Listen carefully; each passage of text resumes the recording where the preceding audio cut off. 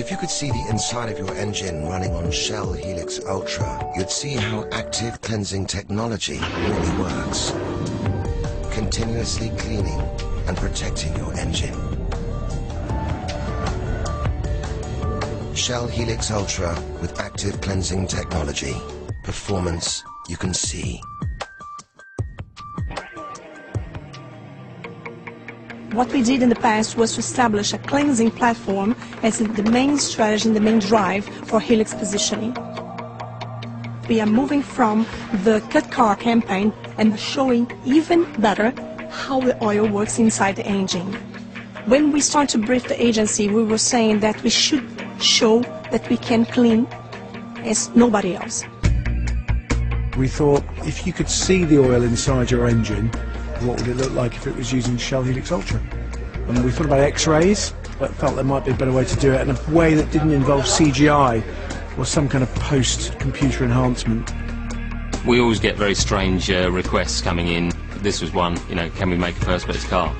Of course we can do anything, given the time and the budget. I mean, there's over 2,000 parts to a car, so it's not a giant airfix kit, it's a bit more involved than that. I mean, we've had to totally dismantle and strip down a car and copy every part and make sure it all fits. Even then, you've still got to hand make everything to make sure it all goes back in the same place. For this commercial, we've gone to Rattling Stick.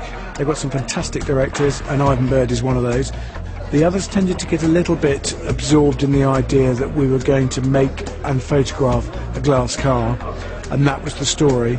Ivan got excited about the fact that that was only the start of the story, and the real story was putting oil into the engine and making the oil in the engine experience not the product bit that you have to fit in, but to actually be the central spine of the story. The engine is twice the size of the real engine. Did it by basically stripping down the real engine, measuring all the component parts for the twice-up engine, so basically just the moving internals, and then recreating them in Perspex using a variety of machines which pattern cut all the parts, and then they were all bonded together with a special UV glue. Because it's all Perspex running on Perspex, it has to be reasonably precise, but just with enough place so it doesn't all seize up.